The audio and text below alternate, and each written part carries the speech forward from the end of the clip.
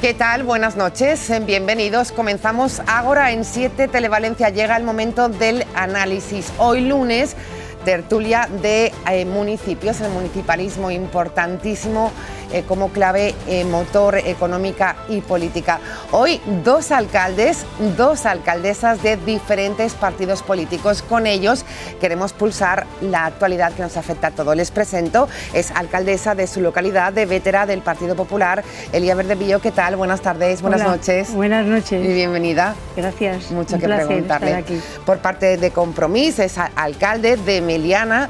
Está con nosotros Josep Antoni Riera. Alcalde, buenas noches. Hola, buenas noches. ¿Cómo van las cosas por Meliana? Bien también. Bien, la verdad es que sí. Mucho que comentar también por parte del Partido Popular. También hoy recibimos a la alcaldesa de Bugarra, por primera vez en Ágora, Teresa Cervera. Buenas noches, alcaldesa. Buenas noches. Y bienvenida. Gracias, bien hallada. ¿Qué tal las cosas por Bugarra? Muy bien. Bueno, muy bien. Estaremos En plena campaña. En plena campaña, ¿no? Citrícola. Ah, bueno, creía que iba a decir campaña electoral. Esa es la más importante, yo creo, la citrícola. Bueno, pueblo agrícola que vive dignamente de la agricultura. Sí, importante. Pues bienvenida. Y nuestro alcalde también, esta noche del Partido Socialista de Sedaví, José Francisco Cabanes. Alcalde, ¿qué tal? Buenas noches. Buenas noches. ¿Cómo van las cosas por Sedaví? ¿Bien también? Bien. Como dice la alcaldesa de Bugarra, estamos en campañas, pero no política, porque los que gobernamos no tenemos tiempo de hacer campaña política. Tenemos que seguir gestionando hasta el último día. Bueno, pero se juzgará esa gestión por parte de los ciudadanos. Yo creo que en positivo, sobre todo por la labor que han hecho en pandemia. Es un dato importante. Hoy arrancamos en clave nacional porque va a ser una de las noticias que se va a seguir convirtiendo en foco de actualidad. Hablamos de la ley del solo sí es sí. La oposición va a volver a cargar esta semana con esta ley, de manera que el presidente del gobierno tendrá que afrontar otra sesión de control centrada en las críticas. Ya saben, esas rebajas de penas a agresores sexuales. Queremos hacer una ronda rápida de esta ley, de la que el Partido Socialista ha rectificado. Parece que tarde para algunos, pero era necesario. José Francisco Cabanes, comenzamos por usted. ¿Cómo se valora esta rectificación? Bueno, se ha visto que es necesaria esa rectificación. Lo más importante es mantener el consentimiento como el eje de la ley y evitar esas reducciones de pena que se han dado, y hay que evitar esas reducciones de pena. No podemos permitir que a ningún condenado se le reduzca la pena por estos temas. ¿Llega tarde esa reforma, esa rectificación? Sí, pero yo creo que es una obligación la derogación de esta ley, y sobre todo una obligación moral, porque estamos hablando de agresores sexuales y eso es muy importante, que defendamos siempre a las mujeres. Pulsamos también a Josep Antoni Riera. Ha sido uno de los temas polémicos en torno a Partido Socialista Unidas Podemos. ¿Cómo se ve toda esta crisis? Bé, al final les lleis se porten al Parlament i són votades, i aquesta llei, quan se vota, tingui un suport molt majoritari, i bé, s'ha vist que la seva aplicació no està així com s'esperava, i al final qui té la possibilitat i la potestat de legislar és el Parlament, i si ha tornat al Parlament doncs s'haurà de modificar i adequar a la realitat. El que sí que és cert és una llei que, com moltes altres que han anat al Congrés, es fa avançar en moltes coses, però sí que és cert que està produint una distorsió pel que fa a la interpretació de les penes, y por tanto eso se debe modificar. Bueno, pues hay que modificarlo. Enseguida escuchamos declaraciones, pero antes queremos pulsar también a la alcaldesa de Bugarra, Teresa Cervera, su opinión al respecto sobre esta polémica.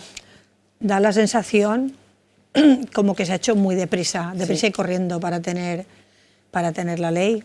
Entonces ahora la derogación o posible derogación es imprescindible, y hacerla con el consenso de todos los partidos, para que no vuelva a ocurrir esto que ha ocurrido o lo que está ocurriendo. Bueno, pues importante. Porque parece ser que las personas que están más favorecidas no son las víctimas, sino los agresores sexuales. Esa es la sensación que tenemos desde fuera. Este es el error, hay que modificarlo. Vamos a escuchar las declaraciones de Irene Montero, hablando precisamente de esa posibilidad de consenso, de acuerdos de ley.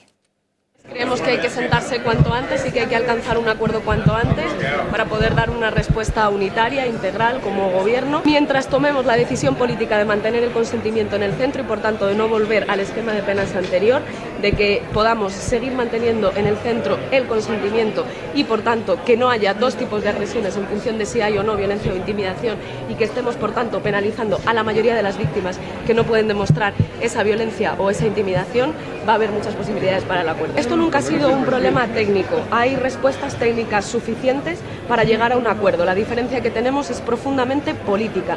Es si decidimos mantener el esquema penal del consentimiento y a las mujeres se les pregunta si consintieron y a los agresores si se aseguraron de que había consentimiento, o si volvemos, como ha propuesto el Partido Socialista y como desgraciadamente quiere también el Partido Popular y Vox, a un modelo penal en el que se diferencian tipos de agresión en función de si existió o no violencia. La opinión de Unidas Podemos es muy clara, siguen en ese papel. Opinión, va a ser complicado el consenso, no? Escuchando a Irene Montero.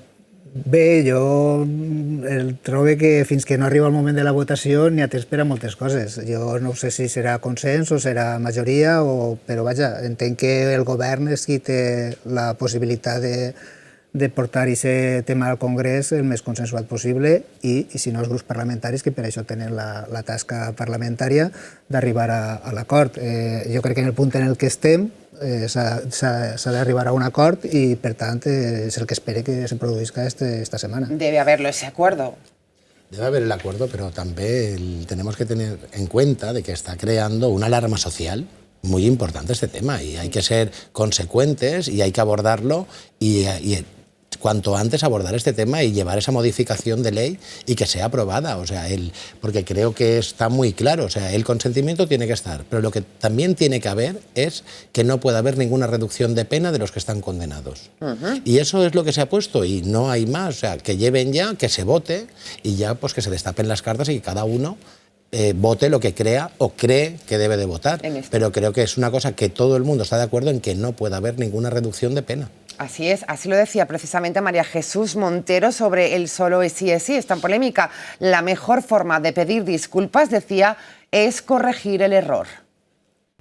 El consentimiento para el Partido Socialista es imprescindible y el motor de esta ley y tiene que estar preservado en cualquier reforma que se quiera impulsar. En segundo lugar, no queremos rebajas de condenas a los agresores.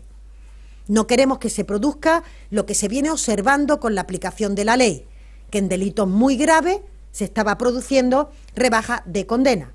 Por lo que escucho de Unidas Podemos, se comparte también ese objetivo político. Por tanto, si ambas cuestiones se comparten, la solución tiene que ser técnica y tiene que permitir el cumplimiento de ambas cuestiones. La proposición de ley que registra el Partido Socialista camina en esa dirección y, por tanto, garantiza que el consentimiento se preserva y que no se van a provocar rebajas de esas penas o de esa condena.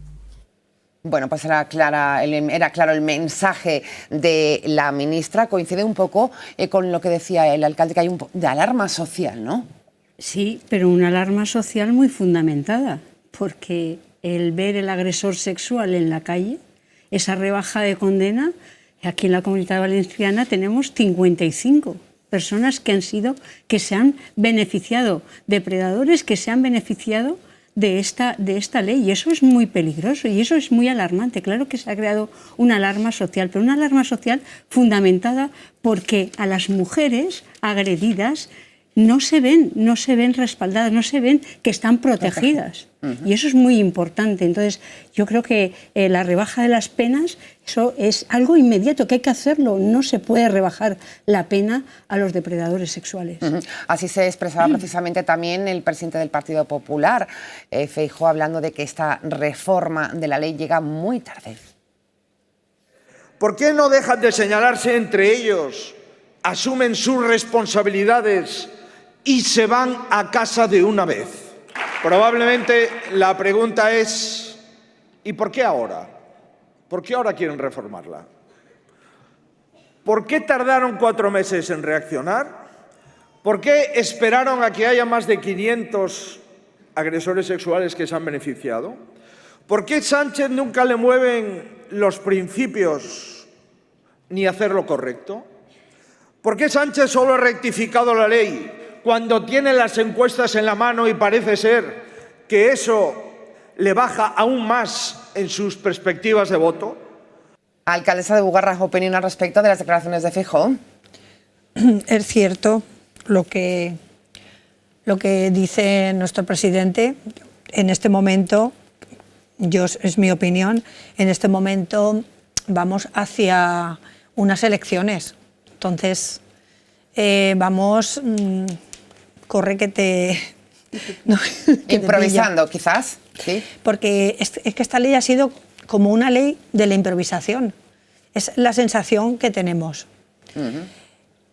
Todos los cambios que favorezcan a las víctimas, todos son buenos. Lleguen cuando lleguen. Pero es que es muy duro que cuando tienes una agresión sexual, primero, la vergüenza y el tabú que da a la agredida o al agredido sexual. Esa es la primera. Luego, ver a la persona que te ha agredido como con un signo de victoria, campando a sus anchas por tu pueblo, por tu ciudad, eso es durísimo para las víctimas. Y parece ser que con la rebaja de estas penas, la gente que ha salido, es como que se le da la razón al agresor, que en realidad no es así, pero es la sensación que tienen las víctimas. Por cerrar, improvisación, hablan desde la oposición, ¿cómo se ve? Bueno, el que passa és que, jo torno a insistir, el fet de que és un tema molt sensible, sí, que per tant està generant un debat molt intens, però també és cert que és una dinàmica que se produeix en molts canvis legislatius. El que passa és que en aquest cas jo crec que no s'ha calculat bé el Claro, porque el objetivo salió de aquella sentencia de la manada en la que tanto socialmente como políticamente hubo un rechazo a aquello. Però jo entenc també que jo crec que, evidentment, ara estem focalitzats en la part negativa que està generant això, però jo crec que s'ha de ressaltar la part positiva, i és que al final hi ha un aspecte que s'ha introduït a la llei i jo crec que és el que també s'ha de lluitar perquè es mantinga, que és el del consentiment. Jo crec que també serà un avanç si al final del text que hi se recull el tema del consentiment per a no distingir aquest tipus de situacions entre si hi ha hagut violència o no hi ha hagut violència a l'hora de fixar el delicte. Alcalde, en torno a las declaraciones de Feijóo, ¿algo que decir? A ver, si no se hubiera hecho, serían criticado el gobierno por no hacerlo. Si lo hace, es criticado porque dice que tienen las encuestas en la mano, ¿no? Lo importante creo que es esa modificación de ley que se va a llevar, porque lo que no se puede es consentir ninguna reducción de pena. Bueno, pues queda clara la postura de nuestros alcaldes, de nuestras alcaldesas en este tema que acapara la actualidad a nivel nacional. Recordemos, mañana la mesa del Congreso tendrá que calificar la proposición de ley que los socialistas registraron por su cuenta el pasado lunes, planteando introducir este término de la violencia y la intimidación como un subtipo agravado y retocar algunas penas. Vamos a seguir muy pendientes de lo que ocurra esta semana en torno a esta modificación de la ley. Elecciones municipales y autonómicas, decía por aquí algún alcalde que no les da tiempo ni a estar en precampaña porque ellos siguen gestionando. Lo que está claro es que se someterán a la votación de sus ciudadanos. ¿Cómo se llevan en los municipios este ambiente? Por cierto, hoy una encuesta a nivel nacional. Feijóo mantiene 2 puntos de ventaja con una leve recuperación de la izquierda. ¿Creen que van a haber votación en clave nacional en los municipios? ¿O en los municipios se vota a la persona, no a la marca, Elia? Yo, después de las últimas elecciones de 2019, ¿sí? Siempre he pensado que en los pueblos votamos a las personas. Pero en las últimas elecciones yo vi un giro, por lo menos en Bétera. Yo creo que se vota a la persona, importa mucho la gestión que haga la persona y el equipo de gobierno que esté, pero los partidos, los nuevos partidos que afloran, la marca también vende. Entonces, yo creo que estamos en un cambio en la política local. La política local es muy cercana, somos los más cercanos al ciudadano, pero creo que es importante ver ese fenómeno que está naciendo con esos nuevos partidos que salen tanto de derechas como de izquierdas, que surgen y que arrastran su marca. ¿Sí? ¿Creen que se vota en clave nacional en un municipio como Meliana, por ejemplo? Al final tot suma. Sí, jo crec que I l'ambient en aquest moment, no? Sí, però sí que és cert que a nivell local continua mirant-se molt la trajectòria, les persones, el treball que s'ha pogut fer. Jo crec que aquesta part sí que està, perquè al final és el que comentem, aquesta proximitat la tens i al final al cap de 4 anys has tractat amb moltíssima gent, has estat present en molts llocs i per tant aquesta proximitat sí que està. No? És cert que al final també és tot el tema ambiental, tant a nivell autonòmic com a nivell estatal, influïs, tot influïs i també és cert que el tindre darrere una marca política, un partit polític consolidat, també ajuda a consolidar el projecte y a llançar a las personas. Y el momento que atraviesa ese partido a nivel nacional, ¿no? En Bugarra, por ejemplo, bueno, me decía que en Bugarra lleva gobernando el Partido Popular, ¿cuántos años, alcaldesa? Pues, el anterior alcalde estuvo 20 años, más 2 legislaturas que llevo yo son 28 años seguidos. Vale. Sí que importa la persona. La marca, en momentos malos, frena. Y en momentos buenos también tira más, está claro, están las personas indecisas. Pero en pueblos como el mío somos 820 habitantes. Es la persona. La persona porque nosotros... somos gente cercana, el día a día, y tú sabes tus vecinos hasta cómo se llama su perro o su gato. Es una cercanía diferente. Es una cercanía diferente a un pueblo grande. Y es muy diferente la política local de un pueblo pequeño, aunque es lo mismo, al final es política local, lo que se hace en un pueblo grande como en un pueblo pequeño, pero es diferente. Dependiendo de ese voto en clave nacional o no, puede ganar o perder un alcalde en un municipio. José Francisco Cabanés. Sí, correcto. Puede variar el resultado totalmente. De hecho, está que si miramos la historia de las elecciones, en muchos municipios, en elecciones municipales ganaba un partido y en generales ganaba otro totalmente diferente. Y eran los mismos votantes. Incluso en autonómicas y municipales había unos resultados totalmente diferentes de los que habían, ¿no? Pero es, como decía la alcaldesa de Bugarra, todo depende también del tamaño del municipio. Si la gente que sigue viviendo es toda del municipio, si ha venido gente de fuera que lo utiliza de ciudad dormitorio y se deja más llevar por lo que es las noticias nacionales, cambia mucho de un municipio a otro y luego también depende de la cantidad de población que tenga el municipio. Si hace vida dentro del municipio o es más ciudad dormitorio lo que lo utiliza el municipio. Pero sí que es verdad que el concejal o el alcalde es la persona más cercana en un municipio de la administración pública al ciudadano. Todos nos conocemos, todos sabemos quién es, dónde vives, para llamarte al timbre o te paran por la calle o te dicen. Es pues bueno, la persona más cercana a la que la gente puede directamente abordarte, incluso comprando en el supermercado, decirte esto hace falta o esto necesito. Entonces creo que sí que influye la marca, como bien se ha dicho, puede apoyarte o puede no sumarte, pero creo que sí que en los municipios la cercanía y el día a día de los vecinos también es muy importante y marca mucho el resultado. ¿Cómo interpretan los datos que nos da esta encuesta? Es un reflejo, es una fotografía, bueno, las encuestas que nos quedan por ver, por escuchar, ¿no? Alcalde de Meliana, Feijóo mantendría 2 puntos de ventaja con una leve recuperación de la izquierda, los populares siguen en cabeza.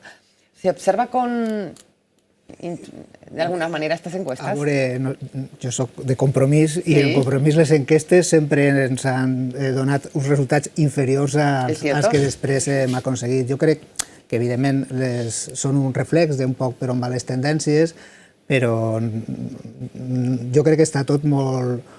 Molt igualado, no? Sí, jo crec que ara mateix està tot... Empate tècnico. No sé si és empat tècnic o tal, però jo crec que n'hi ha partit i jo crec que aquestes eleccions, també les generals dependrà també o influirà també com vagin les municipals i les autonòmiques i per tant, això és el primer assalt és aquesta cita electoral que tenim en maig i després ja se veurà. Al final, en política, al llarg dels mesos passen moltes coses i qui ens anava a dir que en el 2020, en març, anava a entrar en una pandèmia que anava a durar 2 anys... Y la vivimos, y la vivieron ustedes en primera fila gestionando algo que no sabíamos ni cómo iba a ocurrir. En política les coses passen molt ràpidament i les enquestes totes les setmanes van pujant i baixant, evidentment una tendència està ahí, I bé, jo crec que ara el que ens ha de preocupar i ocupar als que estem així en la taula és això, tenim una cita, nosaltres tenim l'examen, el tenim en maig i per tant nosaltres ahí és on resoldrem les nostres qüestions i a nivell general jo crec que encara queda recorregut. En cuanto a las encuestas, esa tendencia de ese empate técnico que dicen las alcaldesas, Elia. Sí, bueno, ese empate técnico, yo lo de las encuestas estoy con Josep un poco que bueno, ese momento decisivo de las urnas es muy personal y particular. La tendencia que hay ahora, esa encuesta, esos resultados, pues reflejan... Nosotros salimos ahora de una intermunicipal donde hemos salido muy cohesionados, muy unidos, con un discurso muy coherente y la verdad es que esa ilusión, pues... yo la estoy viviendo en Bétera. Igual luego los resultados no son los que estoy viendo, pero sí que veo que los vientos favorables a ese centro derecha, yo sí que los veo. Los veo, por lo menos en mi municipio, porque veo un municipio donde durante la pandemia que hemos podido gestionar una legislatura muy complicada, se ha podido gestionar, se han podido hacer infraestructuras, hemos estado al lado de los más vulnerables y yo creo que todo eso es el reflejo de gestión porque cuando estás gobernando yo creo que olvidamos un poco el signo político. Sí, yo creo que también. Y nos volcamos en que el sentido común y la unidad tiene que prevalecer. Yo he tenido unos presupuestos aprobados con el voto a favor de Compromís, del grupo Compromís, en esta legislatura, con lo cual al final lo que significa es que la cohesión y la unión en un municipio hace mucho y bueno, las encuestas está genial, yo creo en ellas, pero no me quitan el sueño. Bueno, pues el consenso se da más en estos ayuntamientos, ¿no? Entre los partidos políticos a la hora, por ejemplo, de aprobar un presupuesto. ¿Su opinión al respecto sobre las encuestas que empezamos a escuchar? Hombre, nos da una radiografía. Dan subidón, para que vamos a decir otra cosa, pero bueno, la verdad es que sí. Yo en mi primera legislatura, para hacer una lista, pues me costó, era el momento peor de nuestro partido. En la segunda me costó menos, pero también la gente es un poco reticente, aunque luego te votan. Y ahora en esta, pues la verdad se está consiguiendo una lista de gente muy joven, la mayor soy yo, y ves que se va a crear pues ahí un grupo bastante bueno para que en algún momento nos tendremos que ir, los que estamos ya un tiempo, para que se queden y ves ilusión, mucha ilusión. Y por cierto, repiten los cuatro, ¿no? Como candidatos a... Yo sí, dos alcaldes. Sí. Le he cortado, perdón. Sí, no, que se nota también el tema de las encuestas, pues que la gente ya no tiene tanto recelo, gente que sabes que era votante, pero que en ciertos momentos, yo es que mira, tal, no, ahora te dicen, sí, vale, cuenta conmigo en el proyecto, que eso es muy importante. ¿Es complicado hacer las listas en un municipio como Meliana, Sedaví? No es complicado. Sedaví, por ejemplo, somos una agrupación con bastantes afiliados en la cual están representados toda la sociedad civil, están representados casi todos los grupos, se puede decir, de las zonas del pueblo, todos los barrios están representados dentro de la agrupación. Y no solo es la lista, también existe la ejecutiva, que también es la que marca y la que puede decir que marca las líneas de todo el municipio. Entonces, no considero que sea complicado. En la mayoría de los municipios creo que no hay problemas. Bueno, pues se hace con consenso, ¿no? ¿Cómo es en Compromís? Sí, la veritat és que Compromís podia ser en primàries o en consens. Nosaltres, en el nostre col·lectiu, com que teníem clar, l'hem fet una llista per consens, però bé, a les autonòmiques acabem de tancar el procés de primàries. ¿Que ha sido duro, por cierto? Bueno, no. Un paréntesis periodístico por lo que hemos visto en titulares. No, a veure, al final conformar les llistes sempre és dur perquè se facin en primàries o se facin en consells federals o generals o en executives, al final no són a gust de tot, no?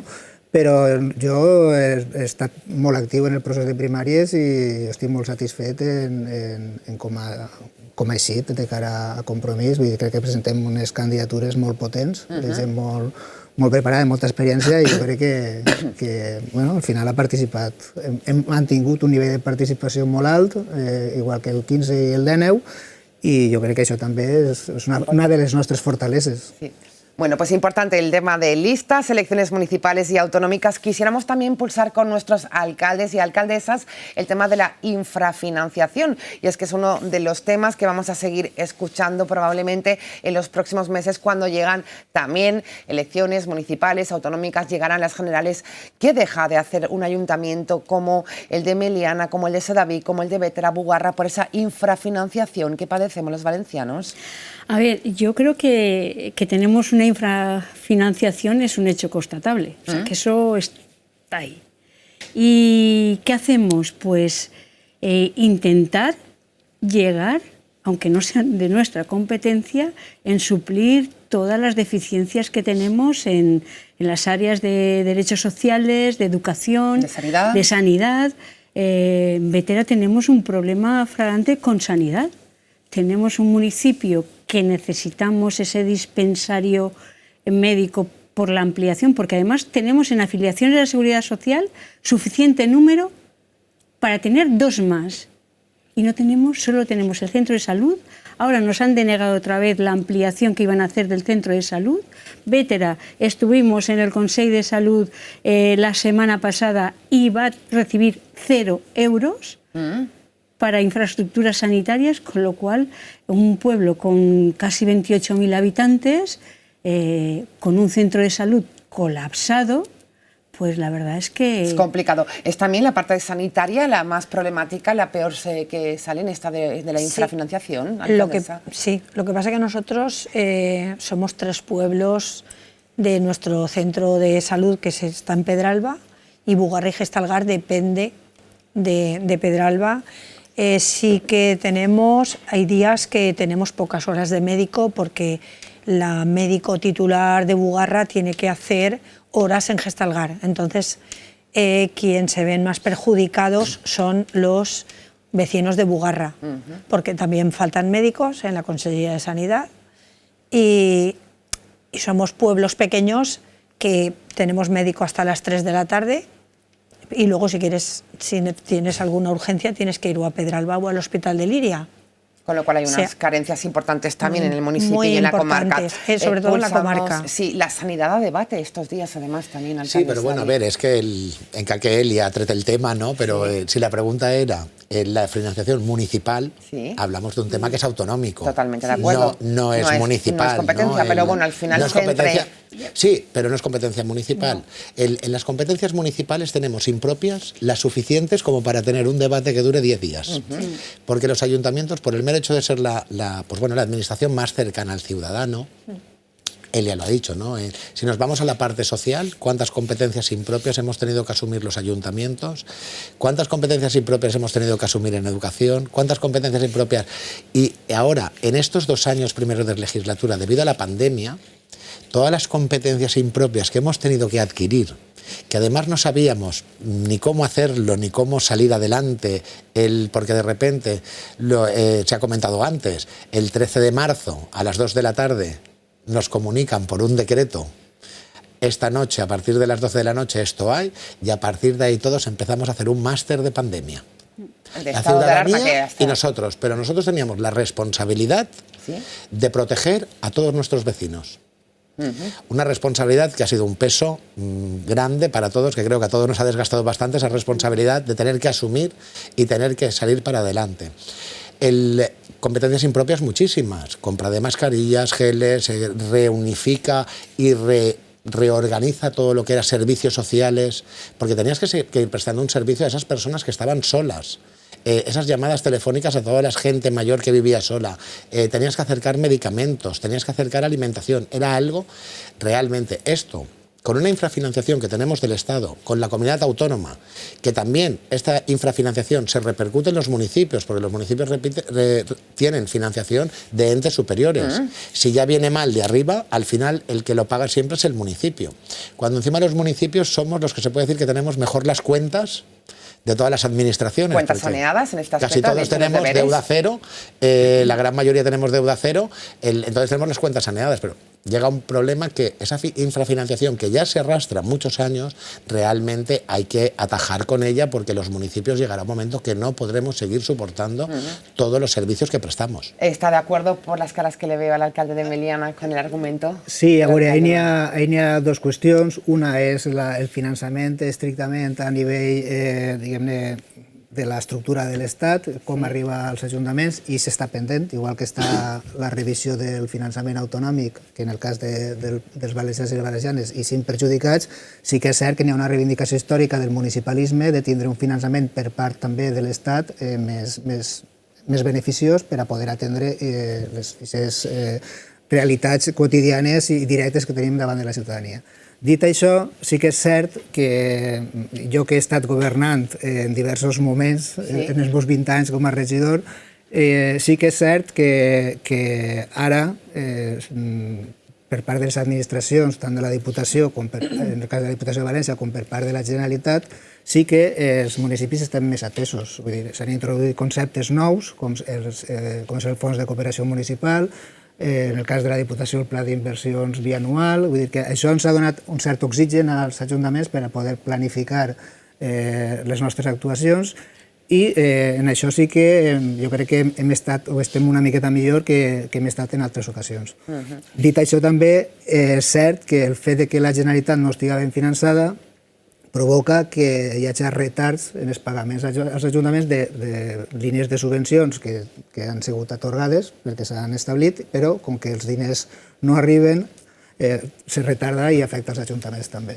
Bueno, el tema de la sanidad era algo que sacaba, yo creo que por la polémica que hay, no es competencia, pero sí que lo sufren también. Está en el debate.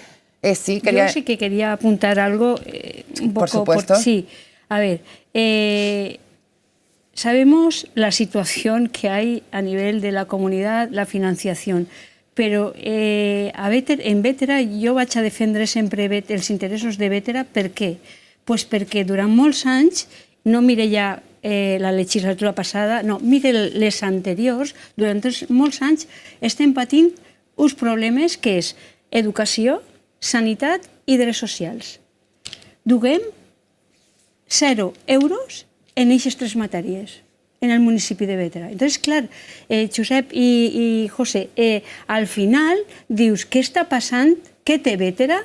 Que té 0 euros en sanitat, 0 euros en educació, en un assinament en l'IES de 1.200 alumnes amb una capacitat per 700. En infraestructures socials som l'únic poble de la comarca que no té cap infraestructura social. Entonces, clar, al final dius, està passant alguna cosa en Bétera? 0 euros en ninguna de les 3 matèries? Algo passa. Que sí, que el fons de cooperació, que el bianual de la Diputació, jo m'ha cansat de donar les gràcies a la Diputació perquè s'ha portat en Bétera immillorablement, però tenim 3 pilars fonamentals d'un municipi de quasi 30.000 habitants que té 0 euros en aquestes 3 matèries. Bueno, pues queda dicha ahí la reivindicación. No sé, ¿quieren contestar por esta parte? No, jo no ho sé si la realitat concreta de Bétera no ho sé, però al final el pla edificant no distingís entre uns municipis o uns altres municipis. El pla edificant és un pla que s'ha posat en marxa en la legislatura passada, que els municipis ens impliquem, no sé si és el cas, de cadascú. Meliana ens hem implicat en el pla edificant, hem presentat les propostes i han anat responent. I me consta que en molts municipis aleshores no són 0 euros. Però de moment cap. El que siga realitat cap. Els estudiants de l'IES estan barracons perquè encara no s'han fet. I duguem 2 legislatures. Però del pla edificant... Josep, no, jo no ho sé. 2 legislatures i no s'han pogut fer aquestes infraestructures. El pla edificant, n'hi ha una part molt important que correspon als ajuntaments. Nosaltres, al final, tenim pla edificant en els 3 centres i hem pogut executar-ne un. Però no s'executa tu. Ne puc executar un, però depèn dels ajuntaments. No sé. Es que nosotros, gracias al Plan Edificant, hem pogut reformar tots els centres educatius del municipi. Tant centres educatius com l'Institut s'han pogut reformar gràcies al Pla Edificant. Ja estan executats? Sí, ja estan les obres fetes i tot. En aquesta legislatura s'han fet les obres de tot. Inclús han ficat ja en marxa el que és el 3 anys, que no existia, i també l'han ficat en marxa gràcies al Pla Edificant, perquè ens han permès aquests ingressos i aquesta subvenció poder reformar tots els edificis, perquè n'hi havia col·legis que tenia més de 40 anys. Però també incloure respecte a lo que seria de Diputació, que ens han donat la llibertat. Ens han donat la llibertat de poder triar qué es el que necesitaves. Elegir. No nos han obligado a hacer pistas de pádel o a hacer campos de fútbol o a hacer lo que quisiera Diputación. Nos han dado la libertad a los municipios de poder hacer lo que necesitáramos. Y como ha dicho Elia, hay que agradecer a Diputación que ha estado ahí apoyando a todos los municipios. Bueno, pues es importante desde Bugarra. No está muy claro esto. A ver.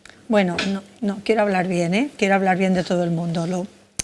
Las reivindicaciones las haré, pero no pienso lo mismo. Sí que tengo que dar las gracias, pero no pienso lo mismo.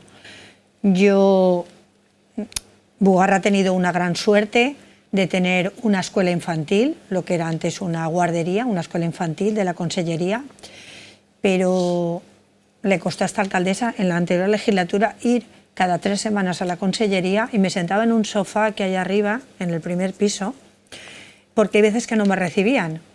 Yo estaba allí, cuando se hacía ya la hora, veía que no me recibían, me iba a casa, pero costó eso. A día de hoy es referente. Solo se abrieron 2, la de Bugarra y la de Cullera, que es de la Consellería. Tenemos 15 plazas. Es gratuita, solo se paga lo que es el comedor y va por renta. Quien más renta tiene paga.